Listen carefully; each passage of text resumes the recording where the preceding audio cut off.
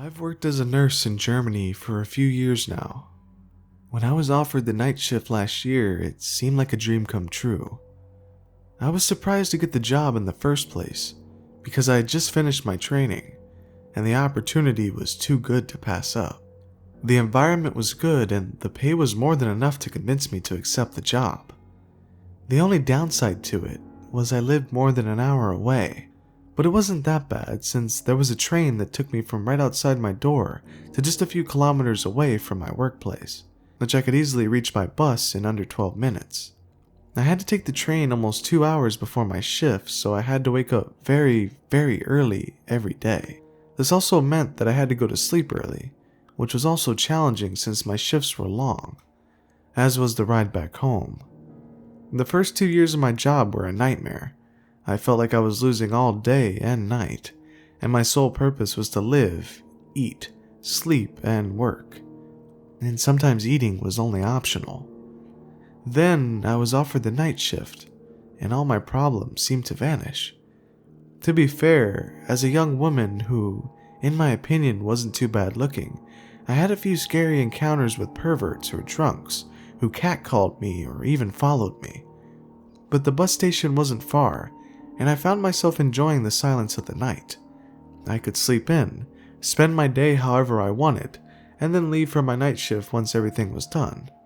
It kind of felt like I had the perfect work-life balance, which probably sounds stupid to others with better schedules, but as a starting nurse, having a few hours to myself was an absolute gift. At least, it was until tonight. It had been a long, hard night. 2 of the older patients had had heart attacks almost simultaneously. Thankfully, they both survived, although the next few hours were very stressful nonetheless. After clocking out a little later than usual, I decided I would sleep all day as soon as I reached my bed. "Come on," I muttered under my breath, watching the bus stop at what was probably the 5th red light in a row. I checked my watch and cursed when I realized I would miss my train. The next train wouldn't arrive for an hour. As soon as the bus stopped, I ran as fast as I could, even though I knew the train was long gone. When I reached the train tracks, it was empty. No surprise. On the verge of tears from exhaustion and annoyance, I stared at my phone's train app, which showed that my next train had left on time for probably the first time ever in German history. Exhausted, I sat down on a nearby bench and closed my eyes for just a moment. When I opened them, I saw a train right in front of me. I almost jumped from how sudden it was. It was as if the train appeared out of nowhere, without any sound. Since I was so tired, I figured I'd fallen asleep and just slept through its arrival. I checked the display, but no train was supposed to arrive for at least 30 minutes. The train app also hadn't indicated that there would be a train anytime soon. Maybe it was just the exhaustion that clouded my judgment, or maybe it was the fact that I was alone on the side of the tracks in the middle of the night, which made it really easy for someone to rob me, or worse. So I stood up, picked up my bag, and walked toward the train. Suddenly, a hand gripped my arm as I was about to step through the doors, startling me so much that I let out a shriek of surprise. When I turned to look at its owner, I was met with the face of a homeless man, with a filthy odor and a crazy look in his eye. I hadn't even seen him in the darkness. Over his shoulder, I could see the spot he had probably built up for the night. "You can't go in there," the man stuttered, or more accurately, spat at me. Disgusted, I tried to rip my arm away from his clammy hands. He gripped them tighter and started shouting, "You'll never get out! They never do!"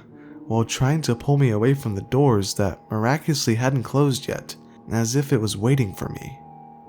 "Is there a problem?" a woman around my age suddenly asked from inside the train. She looked at us. I noticed she was wearing a big smile and a train uniform. "This is the devil's work. None of this is real," the man continued. The woman's smile seemed to widen as she calmly answered, "This woman chose this train and would like to enter it. Now please, let her go." The man stopped ripping at my jacket and finally let me go. He spun around, spat at the woman's feet, and left, his leg trailing behind him slightly. The woman, still smiling, turned to me and gestured for me to come inside. Before entering, I asked, just to be sure, if this train stopped in my town, even though I knew my home was on the route of all trains going this way. The smiling woman nodded and said, "This train will take you home, dear," in a soft, melodic voice. Yet, her never-ending smile kinda creeped me out. It should have been the first red flag. I was relieved to finally be in a warm and comfortable space. I took one of the empty seats and quickly realized that this train's interior was unlike any I'd ever seen in this town. First, the seats were much more comfortable than usual. Secondly, and more importantly, every seat was clean. They weren't just freshly cleaned, more likely like they had never been used before. A quick scan of the surroundings confirmed that the entire train was unnaturally clean. There was even a faint floral scent in the air, and it was completely different from the normal smell of sweat and urine in trains. I chalked it up to being a new kind of train that was about to be introduced and tested only at night. I checked my phone, which read 3:30 a.m. Just as the train started moving, my phone died. I stared blankly at it, pretty sure it had shown 27% just a few minutes earlier. I sighed in defeat, then I closed my eyes for a few moments of sleep. Surprisingly, it was a very relaxing sleep, not cut abruptly by the train stopping or an announcement about the next stop. I jumped from my seat. Had I overslept my stop? I tried to look through the window for a clue of how far we were, but it was pitch black outside. You couldn't even see a single tree moving, as we were still speeding along the tracks. I checked the display above me, hoping to see my stop among the next few. Instead, I was met with black displays, just like my phone. The displays were pitch black and showing no signs that they had ever worked. My heart started beating faster as I finally got the feeling that something was horribly wrong with this train. I stood up abruptly and made my way through the train, hoping to find the woman from before or another passenger. But I didn't see anyone. At least 10 minutes passed as I walked down the empty rows of seats.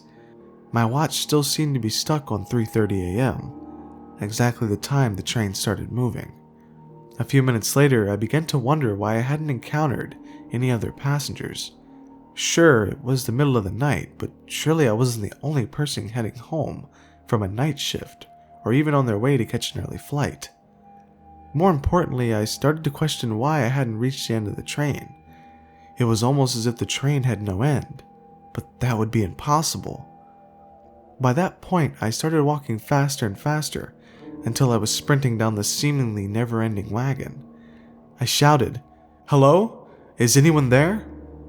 I was desperately hoping for an answer. I didn't hear one, although I wasn't sure if I could hear anything over the loud beating of my heart. Tears started streaming down my face, joining snot on the way down my chin.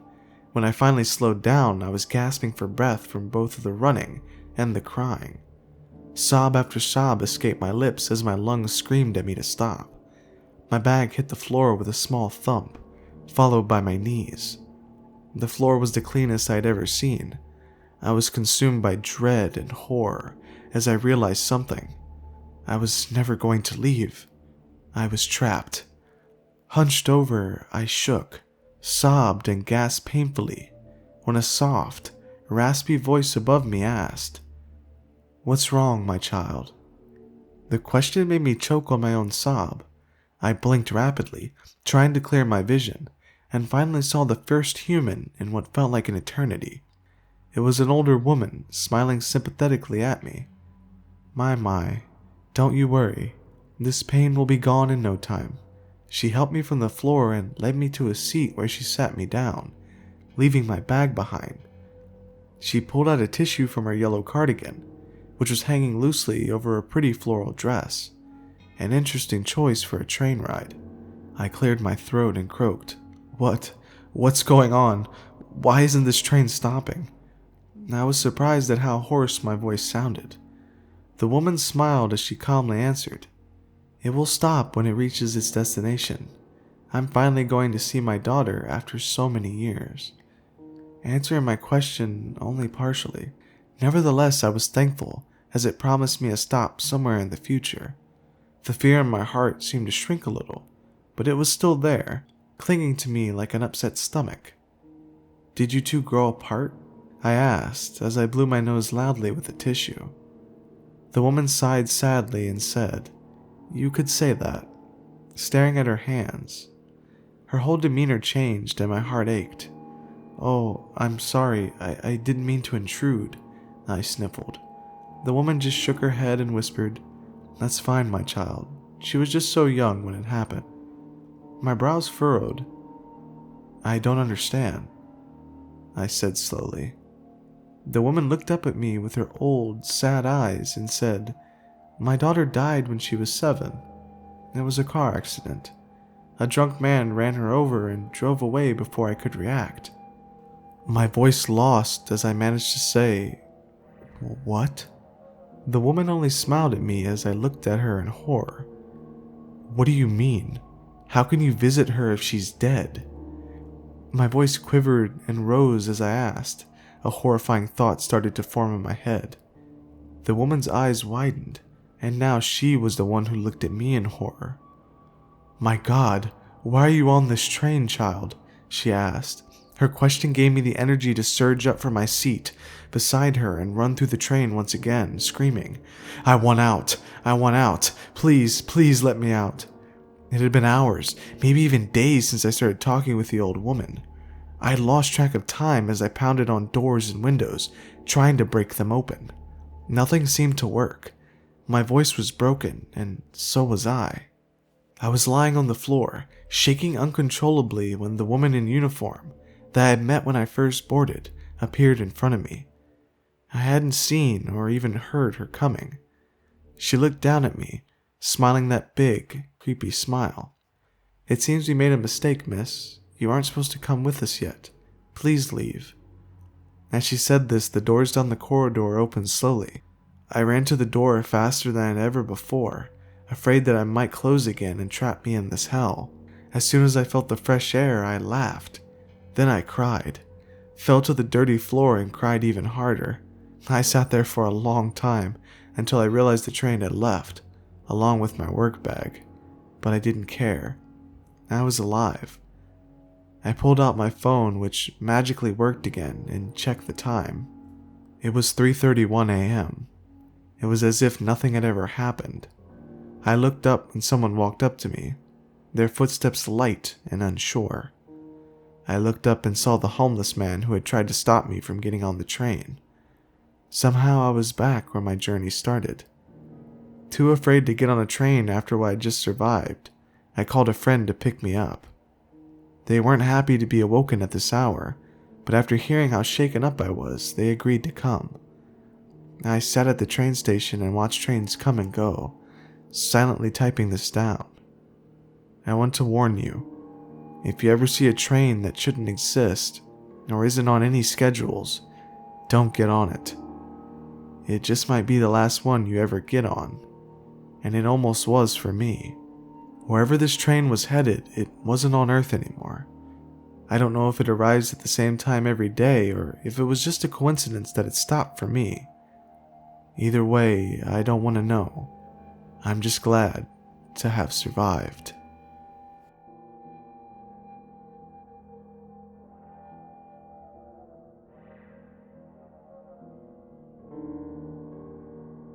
When I was a kid, my mom kept a heavy leather photo album on the coffee table. Thick black pages, plastic sleeves, Polaroids tucked between brittle corners. I used to flip through it when she was cooking or when I was supposed to be doing homework. Back then, I thought of it as proof that our family was normal. Birthdays, Christmas mornings, summer trips to the lake. Mundane and ordinary, but comforting. I didn't notice him at first. Why would I? When you're 7 years old, you don't scan every photo like a detective. You look for your face, your siblings, the dog. But years later, when I was visiting home after college, I picked up the books again. Nostalgia, I guess. And that's when I saw him. He's in every photo, but not in a way that jumps out immediately. Sometimes he's in the background, leaning against a tree. Other times he's at the edge of the frame, blurred by motion. In one, he's sitting 2 rows back at my 5th birthday party, in the McDonald's Play Place seating area, staring directly into the camera. The strange thing is, I don't know him. My parents don't know him. I asked my mom, laughing at first, flipping the album around to show her. Who is this guy? He's everywhere. Look, he's behind Aunt Claire in the Christmas photo, then again at the lake, and here at the carnival. She took the book from me. Her fingers froze on the page. That's just some stranger, she finally said, snapping the cover shut. You know how people wander into pictures? He probably just a coincidence. But her tone wasn't casual. She put the album back on the shelf and didn't let me look at it again that night. I couldn't stop thinking about it though. I lay in my childhood bedroom, staring at the ceiling, trying to reconstruct the photos in my head. He wasn't family. He wasn't a friend. He didn't even seem to age. His hair was always the same length, the same style. His clothes never really changed. The more I thought about it, the more I realized he wasn't just in the background. He was looking, always at the camera, and always at us. And now I can't shake the thought. If he's in every picture, then he was there, at every moment, every holiday, every trip, every birthday, standing close enough to be caught on film, which means he was always near us, watching. The next morning, I brought it up again. Mom, seriously, who was that guy in the photos? You knew everyone else at those parties. The neighbors, family, friends. Why didn't anyone ever mention him? She didn't look at me. She stirred her cup with this slow, deliberate rhythm, like she was buying herself time.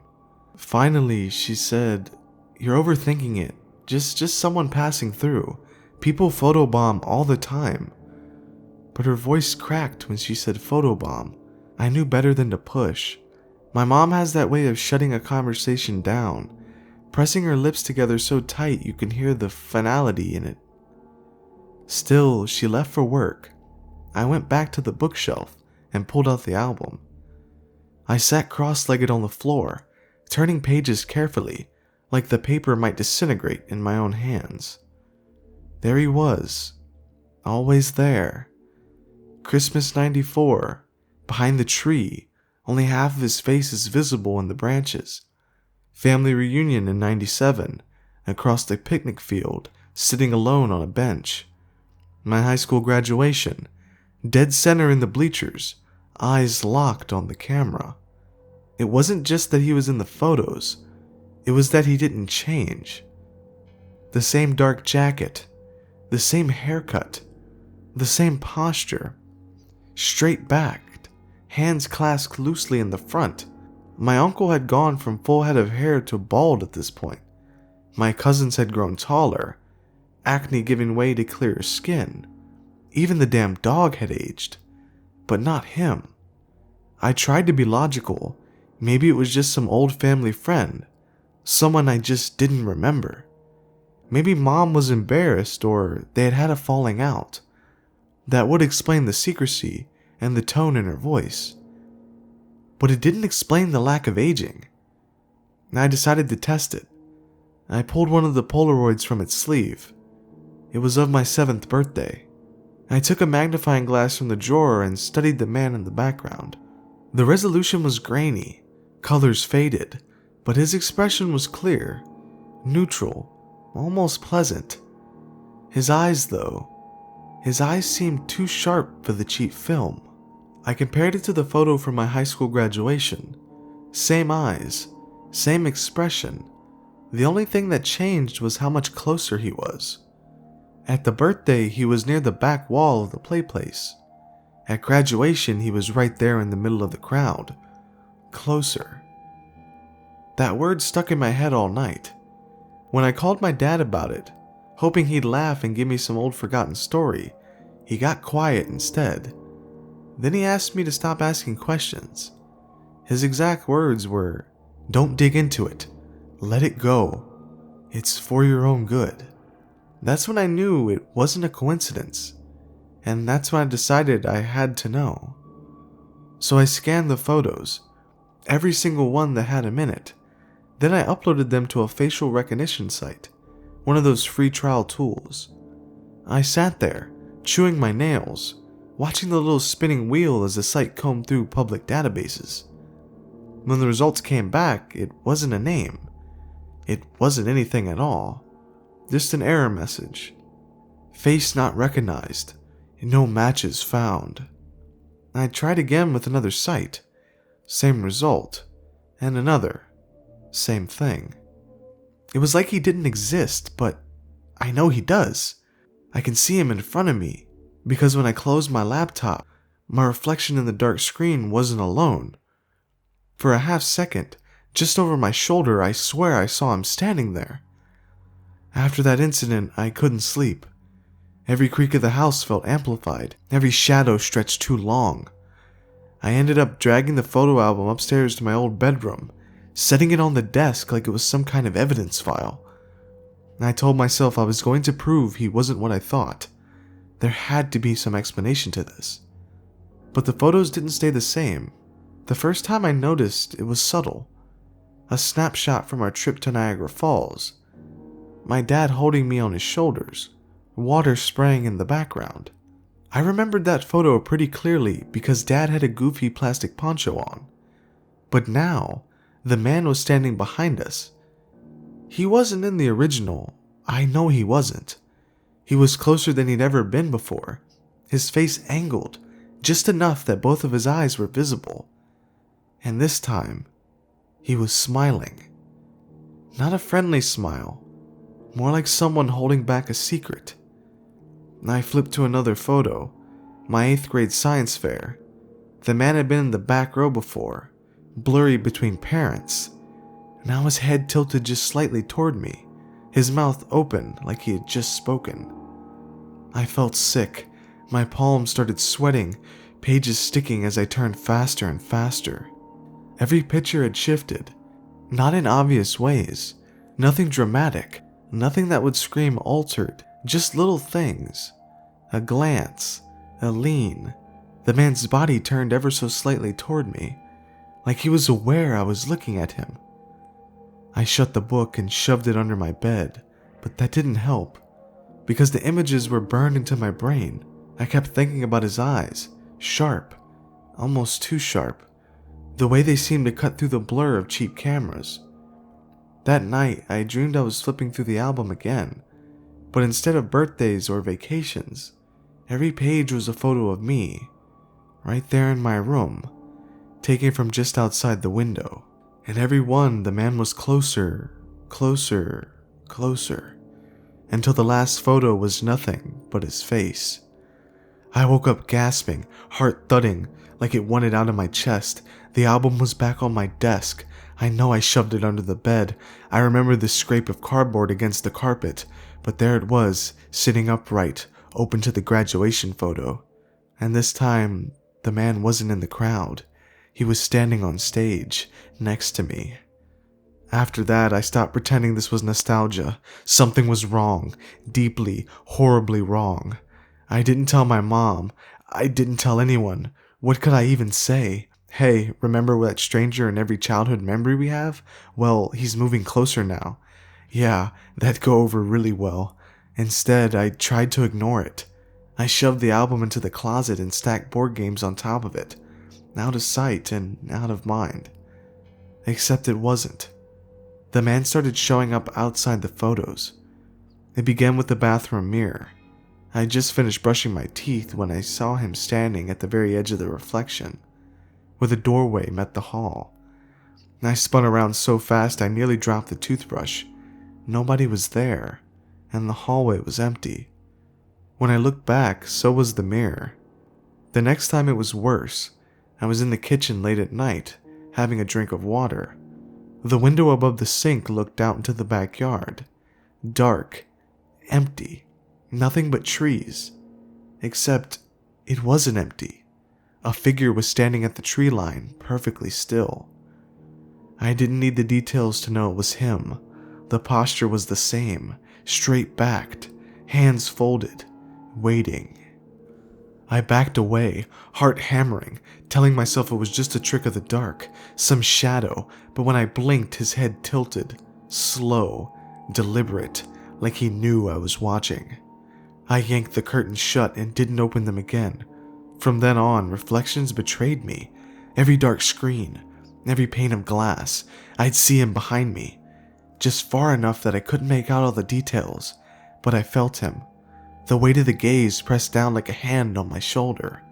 I started covering mirrors. I unplugged the TV. I left the laptop lid closed. Still, I couldn't escape him. Because he wasn't just showing up in the house anymore. He was interacting with the album. One night, I heard rustling from the closet. Soft, like pages turning. I froze in bed, every muscle locking. The sound went on for a minute, then stopped. When I finally forced myself to look, the closet door was cracked open. The board games I'd stacked on top of the album were scattered across the floor, and the album itself was lying open, pages fluttering as if from a breeze. I crept closer, every instinct screaming to stop, and I saw what page it had landed on. Not a childhood memory, not a holiday. It was a photo I'd never seen before. Me, sitting in my bed, right now. And in the bottom corner of the frame, half in shadow, the man was standing inside my room. I couldn't take it anymore. The album, the photos changing, the man pressing into my house. None of it made sense. There had to be an explanation, some missing piece. So I finally confronted my mom. She was in the living room, folding laundry, when I dropped the album on the coffee table. The thud made her flinch. She looked at it like I just set down a dead animal. "Tell me who he is," I demanded. My voice shook, but I didn't care. "The man, he's in every picture, and don't tell me it's a coincidence, because he's in ones that didn't even exist before." Her hands tightened on a towel until her knuckles went white. She didn't answer. "Mom," I pressed, "please just tell me the truth." Finally, she set the towel down and sank onto the couch. For the first time in my life, she looked old, tired, like she'd been holding something in for decades, and it had finally rotted her from the inside out. "I hope you wouldn't notice," she whispered. "We all hoped." My skin went cold. "We?" She nodded slowly. "Your grandmother, your uncle, your father, and me. We never talk about him. That's the rule. You don't say his name. You don't point him out. You don't acknowledge him. Because if you do, he notices you back." Her eyes glistened. She looked at me the way someone looks at a terminal patient, grief already there. "Why is he in our pictures?" I asked. Mom shook her head. "He's always been in our family. Always. As far back as the albums go. Every generation, he's there. Weddings, funerals, baptisms. Sometimes he's just a blur. Sometimes he's closer."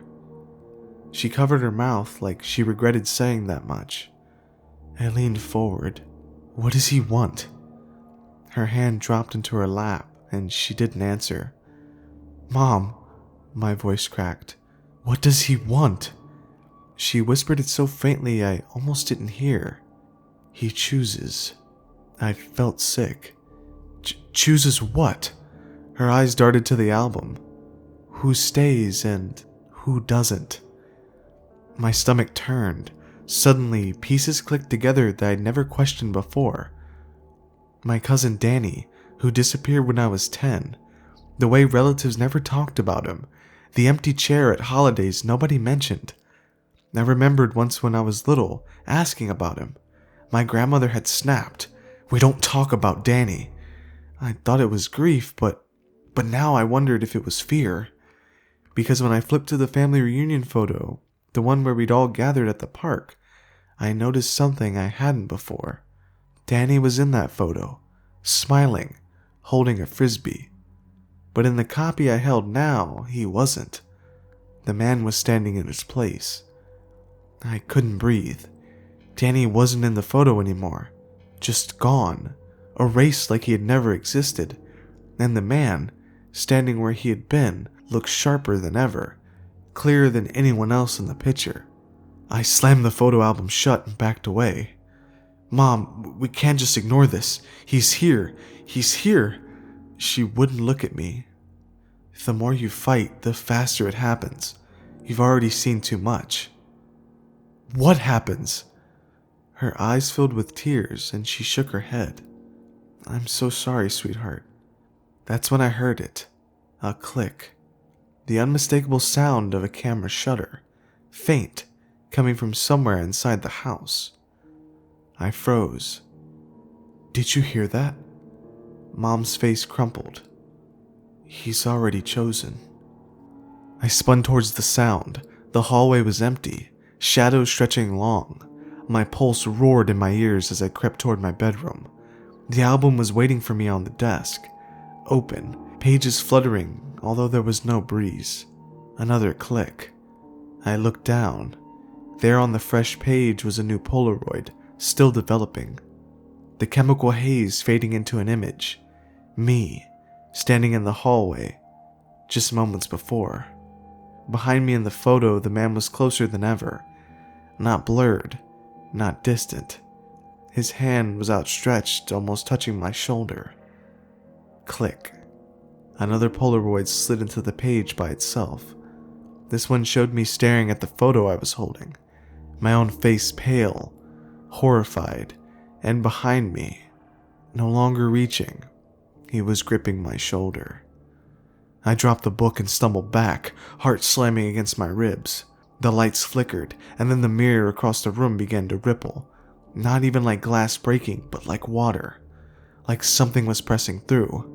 A hand emerged first, pale, thin, fingers too long. They pressed against the glass, then curled around the frame. I couldn't move. My legs locked as his face pushed forward, stretching the surface until it tore open with a sound like wet fabric ripping. He stepped through. He was exactly as he appeared in every photo. Dark jacket, neat hair, expression calm.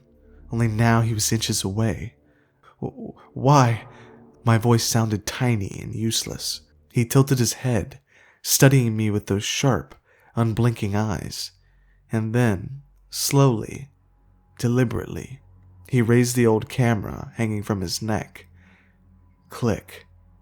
The flash blinded me. For a second I saw nothing, just white. When my vision cleared, I wasn't in my room anymore. I was in the photo album. I could see my mom standing over the book, crying. I could see my own face, frozen mid-scream, trapped behind the glossy surface. And behind me, already stepping into the frame, was the man. Closer. Always getting closer.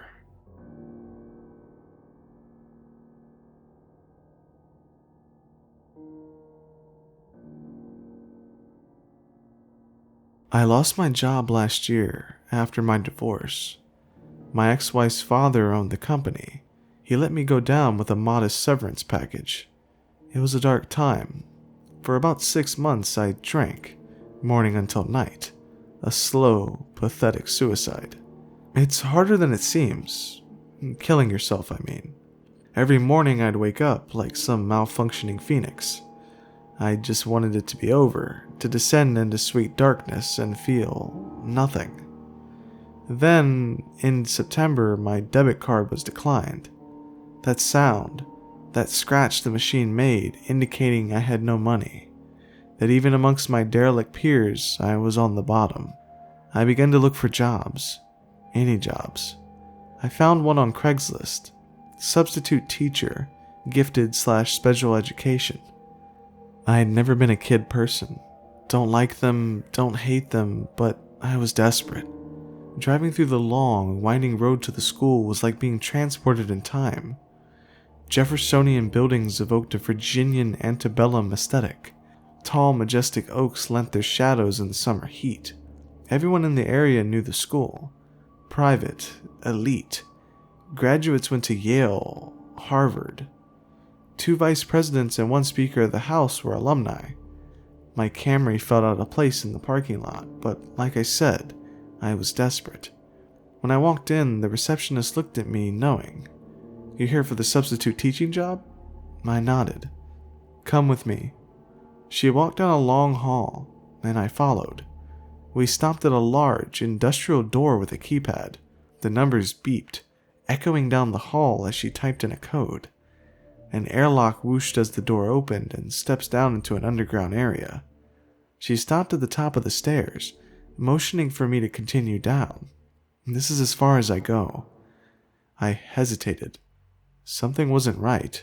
This didn't add up, and she sensed it. "We pay in cash, daily. I'm not proud of it, but like I said, I was desperate." "What?" I began. "Instructions are on the table." She turned around and walked out, the door humming as it closed, settling into place with a clank. The air compressors kicked in, sealing the door. My footsteps were muted as I went down, like something was absorbing the sound. At the bottom, a small hallway stretched out to another door, round like a hobbit door. Curious now, I walked towards it. My hands caressed it. Thick, rich wood, warm to the touch. It felt alive. To the left of the door was a small cubby with a paper. It simply read rules. Underneath it read, "These children are special children, scholarship students who board at Westlake. For their success and your safety, the following rules must be followed. Number 1. When the children start whispering, do not turn your back on them. Number 2. The nurse will take them out sometimes. When they come back, do not make eye contact for 15 minutes. Number 3. Do not try and help them after their nurse's visits. Number 4. Insubordination must be immediately punished by pressing the button. And number 5. Your payment is in the envelope. Do not take it until the day is done. Failure to adhere will absolve management of responsibility for harm." Weird, but there was an envelope under the end sheet with 7 crisp $100 bills. The lure of quick cash override any misgivings I had. Just then the bell rang.